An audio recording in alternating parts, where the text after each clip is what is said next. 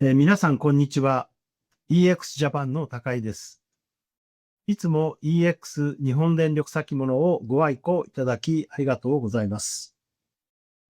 本日はグラフをご覧いただきながら、今年前半の弊社の取引動向について振り返っていきたいと思います。まず最初に今年前半のポイントをまとめてみました。出来高は昨年の 1.5 倍のペースで増加してきております。取引参加者数も昨年末の119社から6月末時点で129社へと10社増加しております。10社の内訳は日系4社、外資系が6社とバランスよく伸びております。出来高の対スポット比率も昨年の 53% から 71% へと増加いたしました。弊社の市場シェアも 99% と引き続き高い水準をキープしております。上半期で特筆すべきは中東情勢を受けて3月の月間出来高が44テラワットアワーに急増したことであります。これは会初来の月間出来高の新記録となります。しかしながらその反動から4月と5月には2ヶ月連続して大きく減少しましたが、6月には反転してきており、7月も順調に回復傾向にあります。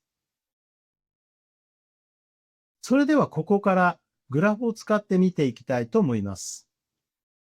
今年上半期の出来高、濃い赤色の部分はご覧の通り昨年比 1.5 倍のペースで伸びてきております。中東情勢がますます不安定化しており、年後半の取引状況を見通すのは難しいのですが、第4四半期には翌年度のヘッジ取引が活発化することもあって、年末には200テラワットアワーの大台が視野に入ってきてもおかしくはありません。次に出来高の中身を見ていきたいと思います。このグラフは期間で見た商品別の割合を示しています。今年の上半期の特徴として、年度物と季節物を合わせた出来高が増加して全体の半分超となっております。これは26年度と27年度のヘッジ取引が第一四半期、すなわち1月から3月までに活発に行われたことが背景にあると考えられます。期せずして日本の年度末に勃発いたしましたイラン危機による燃料相場の乱高下で、取引参加者がポジション調整を余儀なくされたことも作用した可能性があろうかと思います。次に日時物と週末物、いわゆる短期物商品を見ていきます。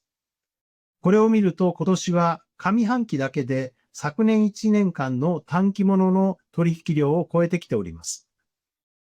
5月に追加いたしました関西エリアの寄与もあろうかと思いますが、台風等の気象要因に加えて、中東情勢による先々の不透明感とボラティリティ上昇による証拠金急増を背景に、取引参加者が中長期から短期へとトレーディングの軸足をシフトしたこともあろうかと推測されます。次にエリア別の内訳を見ていきます。東京以外のシェアが拡大する過去数年間のトレンドは継続しております。昨年末に上場した中部エリアはゆっくりではありますが着実にシェアを増やしてきております。中東情勢で全体の流動性が縮小したことで、関西と中部の伸びもペースダウンしている面もあろうかと思いますが、西日本の取引参加者の数も取引量も増えていることから、年後半には持ち直してくることが見込まれます。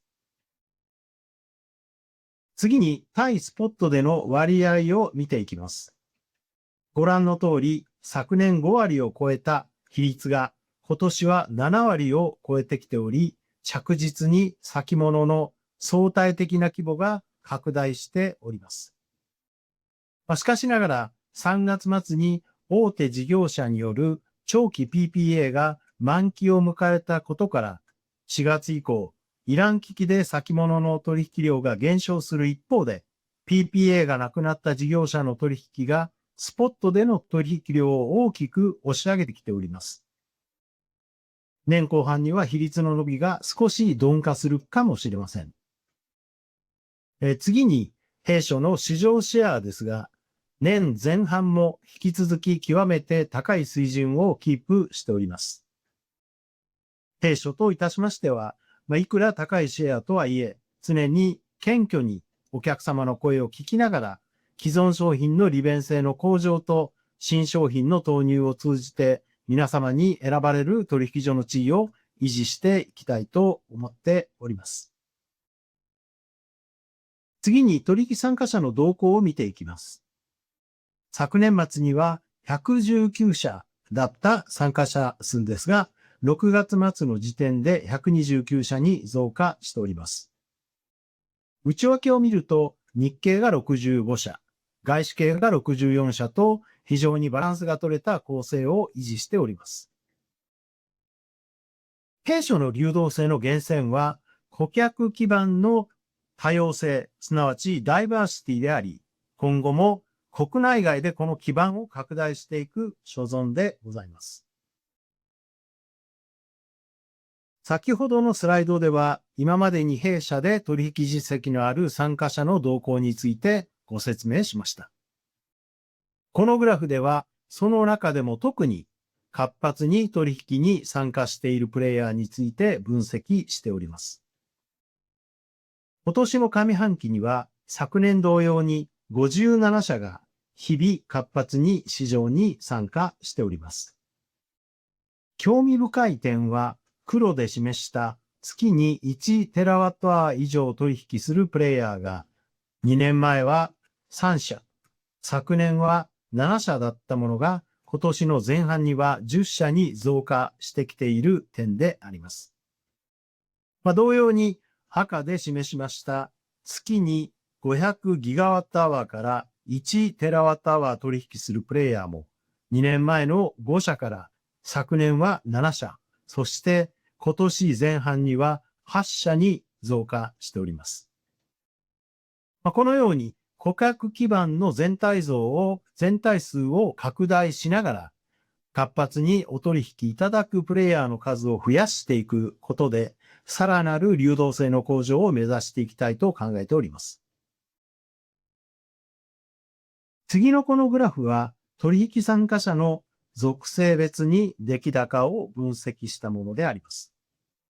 2年前には 17% であった日系企業の割合が、昨年には 21% に、今年前半には 29% にまで増加してきております。日系企業の大層が現物主体のヘッジャーであることから、取引全体に占めるヘッジの比率が確実に増加してきていることがわかります。また、外資系プレイヤーの中にも、日本の拠点をベースに実需に基づく取引を活発に行う企業も多く、実際にはヘッジャーの比率は3割よりももっと大きいのではないかと分析しております。弊社では年に2回イベントを開催しております。このスライドの写真は、地政学リスク分析に定評のあるユーラシアグループとジョイントで6月に開催いたしました弊社の日本電力先物6周年記念イベントのものであります。運悪く台風が東京を直撃した日にもかかわらず、国内外20社から200社から700人ものお客様にご来場いただき、成功裏に終わりました。録画は弊社 YouTube チャンネル EEXTV でも視聴できますので、ぜひご覧ください。最後になりましたが、今年後半のスケジュールと新商品、新サービスについて触れておきます。弊社では取引参加者のご要望を受けて、欧州型オプション商品と中部エリアの日時物と週時物を導入する方向で検討を開始しております。オプション商品については、昨年2月に月間平均オプションを導入しておりますので、それに追加しての欧州型はオプションの第2弾となります。私からの説明は以上となりますが、日本電力先物に関するお問い合わせは EX Japan までお気軽にご連絡ください。年後半も EX 日本電力先物をご愛顧いただけますようお願い申し上げます。本日はご清聴ありがとうございました。